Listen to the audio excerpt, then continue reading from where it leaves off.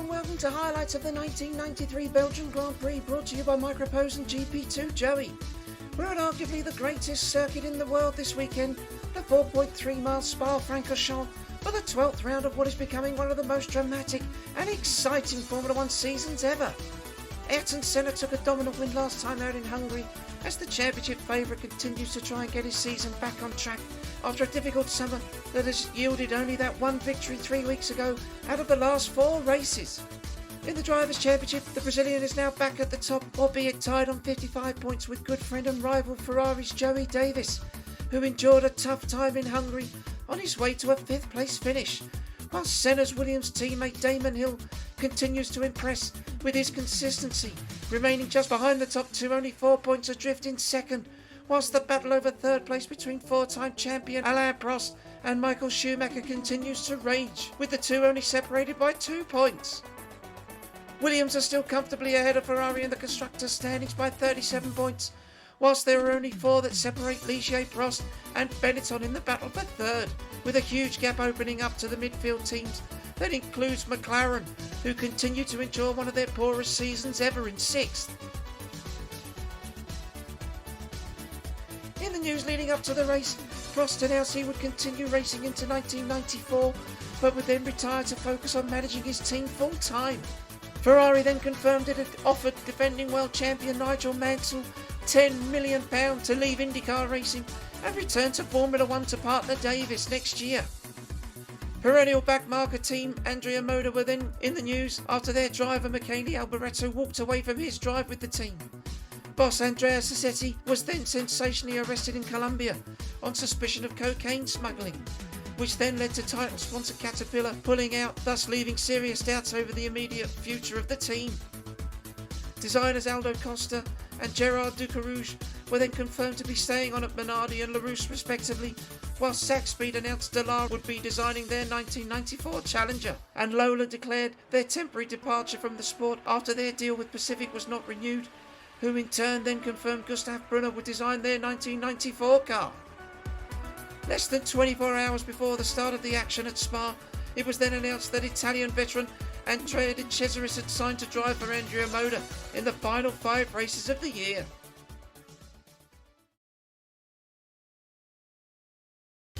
Pre-qualifying is manic at any circuit, but at Spa, the 30-minute session was particularly dramatic, as the 12 drivers fought to find the ultimate setup around this majestic and fast circuit. In the end, though, it was perhaps surprising to see the LaRousse of Eric Bernard take top spot ahead of the informed Brabhams of Mark Blundell and Dutchman Cor Ursa, whilst De Cesaris impressed in the poor Andrea Moda, yet joined teammate Roberto Moreno in leaving early, having failed to make it through with BMS Dallara and Pacific, whilst Brabham were joined by LaRousse and Saxpeed in progressing.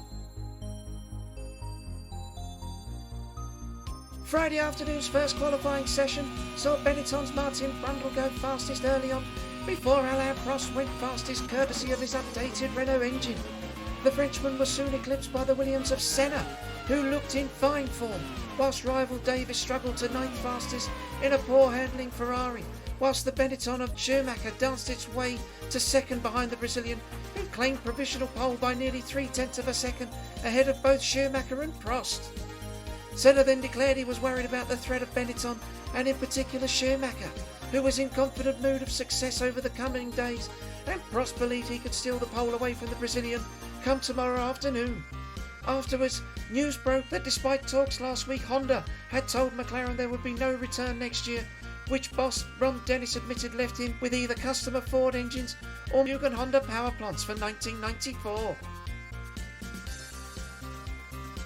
With the threat of rain imminent, Prost was the first of the big guns to emerge on Saturday afternoon, before he was joined on track by Senna, with the two fighting it out to set the fastest lap. Both men ended up slower than yesterday, and it all looked set until the red flag suddenly came out 36 minutes into the session, after Davies suffered another technical failure in the Ferrari and slammed into the barriers hard. Thankfully, the 1991 champion was relatively unhurt, but was kept in overnight in hospital under the watchful eye of F1's Dr. Sid Watkins, before being declared fit to race on Sunday. So it was that Senna claimed his 6th pole position of the year ahead of Prost, Schumacher, Alain and Hill, whilst Davies ended up 12th, having not set a lap, and unfortunately it was Hattori and Alain who both failed to make the grid. Afterwards, Senna was hopeful of taking his 2nd win in a row come Sunday afternoon. Prost remained confident he could take the fight to his Brazilian rival and bag the 10 points for himself, while Schumacher said he was confident in his Benetton team and that they would outwit their rivals on strategy and go for the win themselves. Down at Ferrari, there was anger as the team confirmed another active suspension failure was the cause of Davies' crash, whilst the Briton declared himself lucky to have emerged uninjured and vowed to go into full send mode on Sunday afternoon. At 5 o'clock, Williams then got the F1 silly season fully underway after they confirmed Hill had been re-signed by the team to partner Senna again next year, and rumours emerged almost immediately that Brundle was now set to be replaced by the rookie sensation earlier this year, Gilles de Ferran.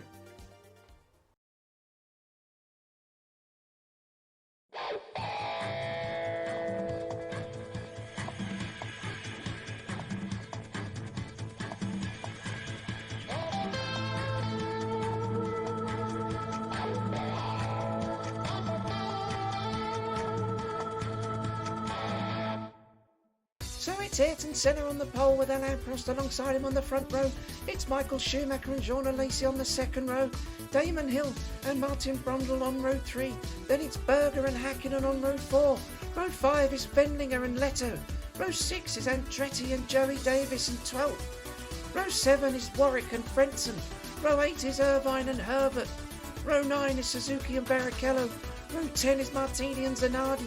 Row 11 is Nakajima and Fittipaldi.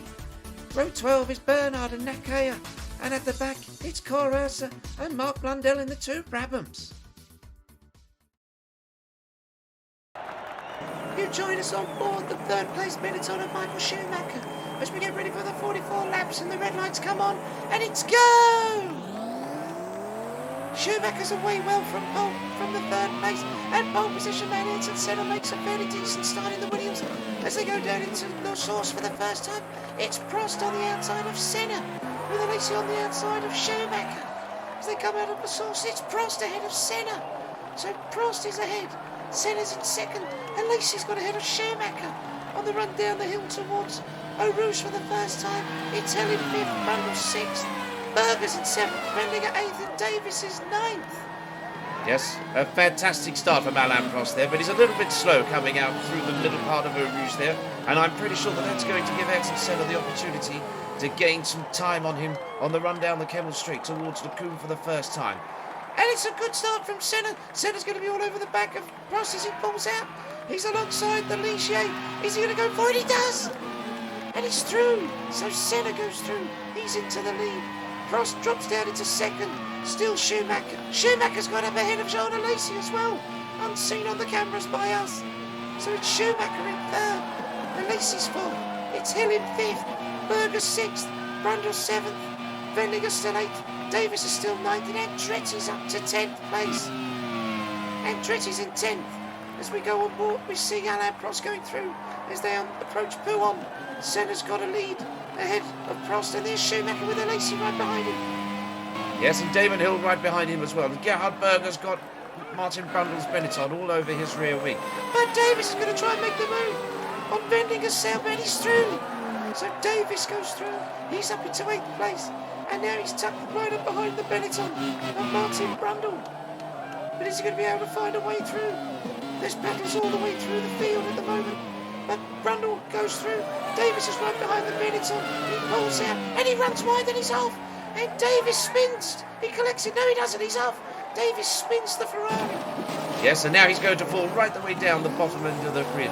That's unfortunate for Joey Davies there, but he just seemed to lose front end downforce just at the critical moment and then lost all ability to maintain rotation through the corner, and that's resulted in him running wide. So not a very good opening lap there from Joey Davies, who drops all the way down to 26th position.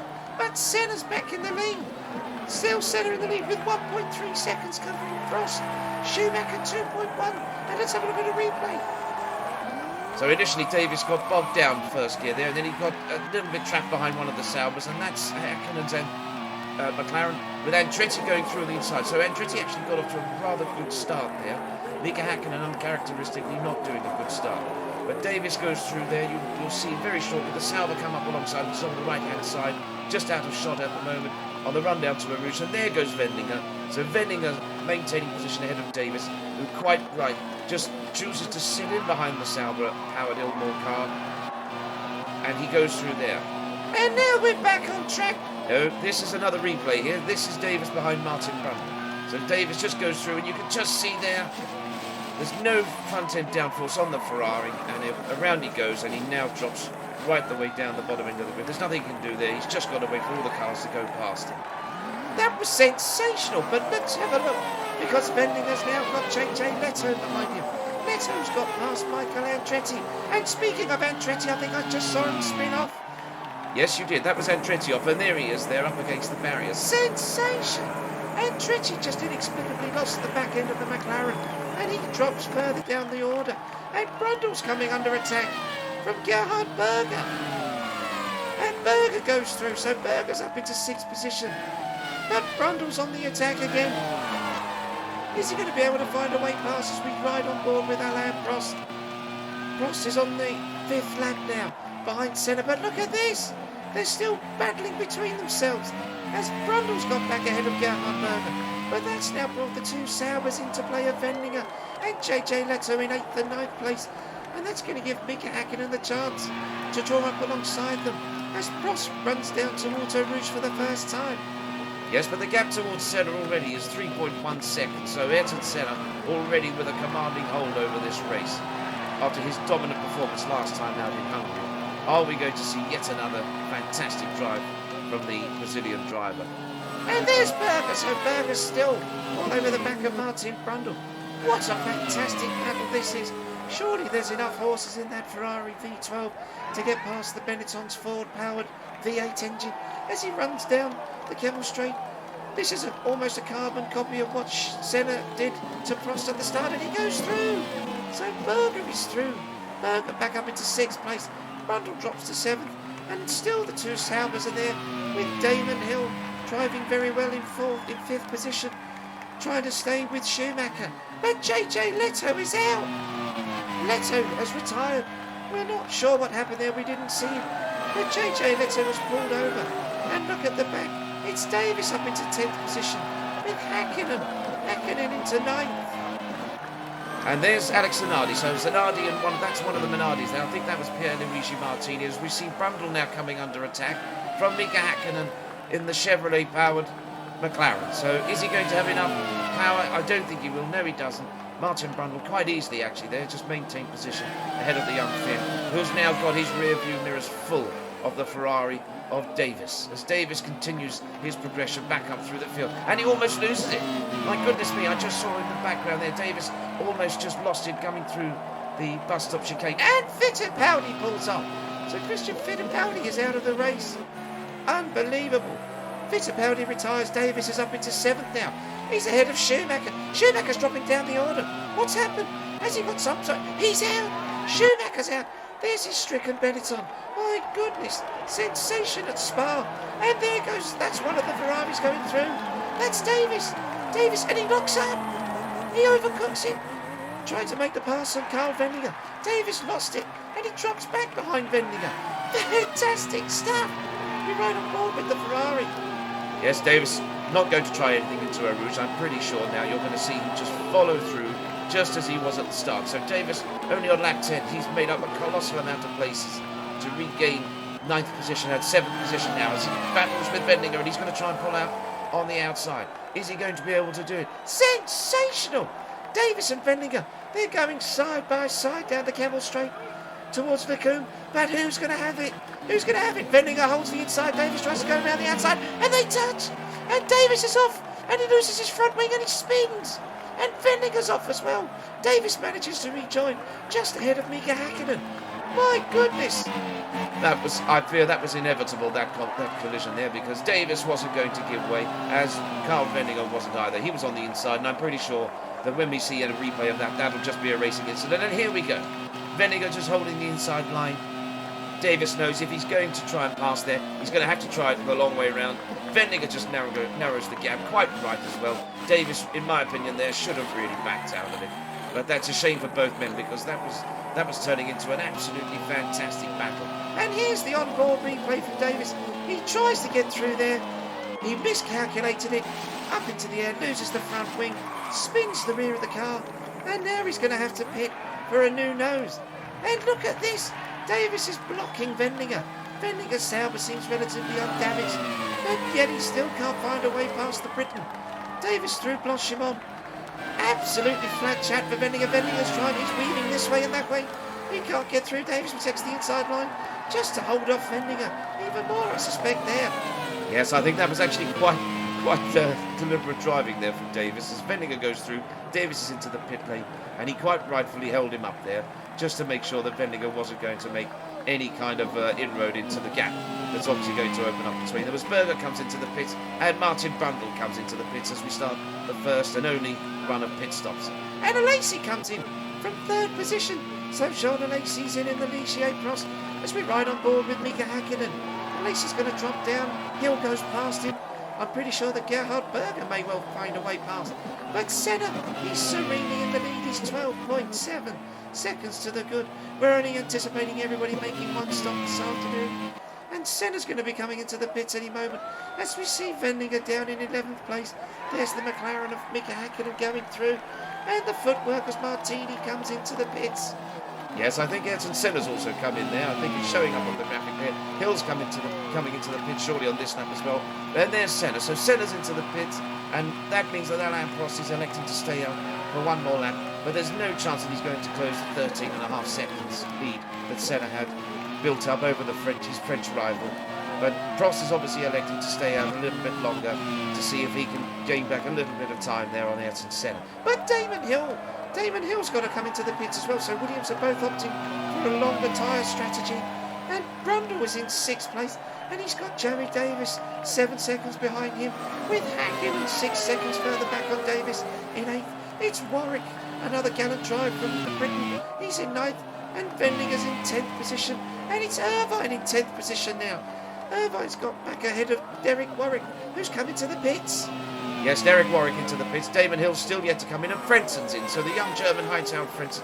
And I must say that Frenzen is very much impressing this year in 1993. In his few races so far with the Tyrrell team, I've heard already rumours that he could very well be on his way to Sauber next year, and possibly even Benetton, despite the recent rumours about Gilles de Ferran possibly replacing Martin Brundle next year. As Alain Prost comes into the pits. So Prost into the pits. That's going to elevate Ayrton Senna into the lead. I'm pretty sure it's going to drop Prost behind Damon Hill because Hill's not stopped yet. And then it'll be Jean Alain, Gerhard Berger and Martin Brundle. It's sensational as Prost comes in. Let's see. He's onto the marks. Well, and Senna goes through just as we cut away. So Senna is back into the lead now as Prost stays in the pits. Hill's going to be up into 2nd place, and Mark Blundell's into the pits in the Brabham. Blundell's into the pits as Senna chases Pierluigi Martini down, Minardi down the hill towards Eau Rouge, and Damon Hill is into the pits.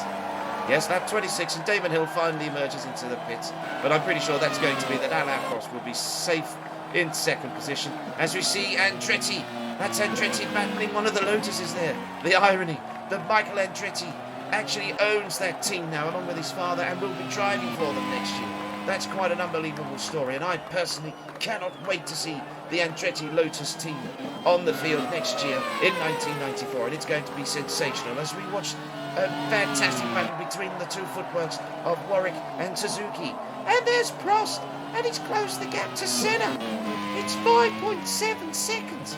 It was 13 seconds, and there's Barrichello in the Jordan, and he loses it. Barrichello makes a mistake on the exit of the bus stop chicane. Fantastic! He's managed to keep the engine going, and he's back underway. But Barrichello makes a mistake, and he loses the back end of the Jordan. And that gives Jean Alain the chance to maybe get past him.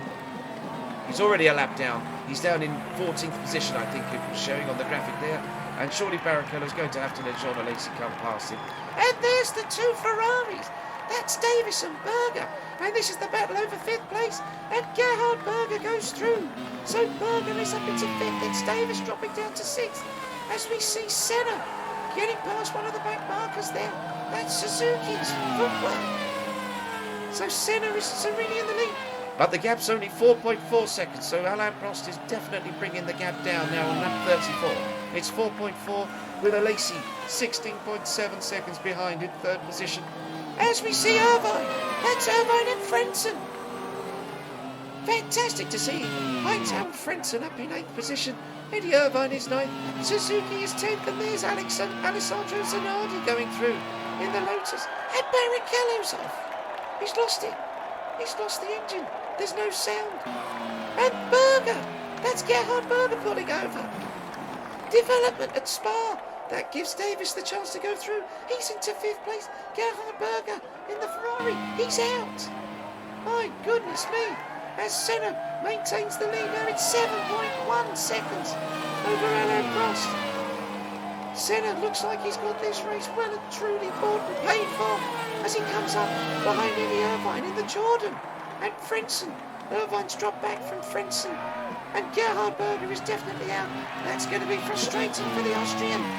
Yes, it most certainly will. But that's going to give... Oh, my goodness, that's Joey Davies pulling over. Davies! In the Ferrari, he's out as well. A nightmare weekend comes to an end. And he is out of the Grand Prix. Sensational. And that's unfortunate there. That's Hightower Fri&Sat's Tyrrell endured some terrible reliability luck this year. And Hightower Fri&Sat, after a gallant drive, he is out of the Grand Prix. That's going to be so frustrating for Ken Tyrrell's team. As we see Mika Häkkinen now going through. And that all means that Häkkinen is up into 5th place. But look who's 6th. It's Eddie Irvine in the Jordan. Eddie Irvine. He's going to be taking the lead.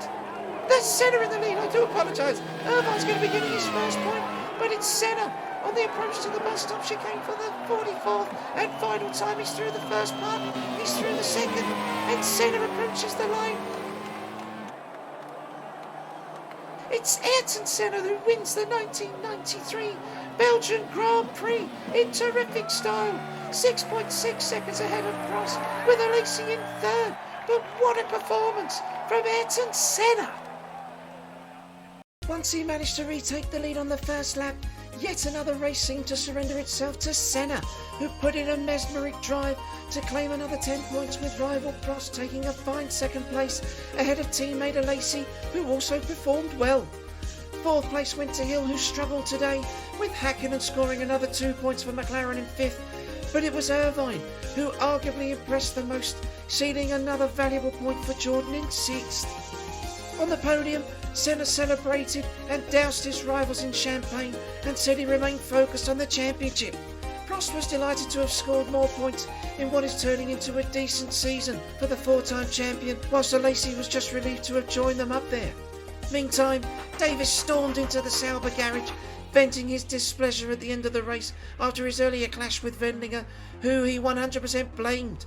And Schumacher was left to rue another bag of points lost to engine reliability. In the driver's standings, Senna moves 10 points clear of Davies, with Hill 1 point further adrift in 3rd, as Prost moves 8 points clear of Schumacher, and Alain joins Berger and Brundle in a 3-way epic fight over 6th place. Williams extend their lead in the Constructors' Championship over Ferrari to 50 points and could clinch the title in the Scuderia's own backyard next time out. A double DNF for Benetton sees them fall 14 points behind Prost's Ligier team, whilst McLaren move back ahead of Sauber into 5th place. Next up, with no chicanes, we head to the fastest circuit of them all, Monza, where horsepower will be of greatest importance, but who will take the spoils? Can Senna make it a hat-trick of wins, or will Davies or Berger bring some home glory for the Tifosi? It promises to be another exciting race, but for now, thanks for watching, and we'll see you next time for round 13 of the 1993 Formula 1 World Championship and the Italian Grand Prix.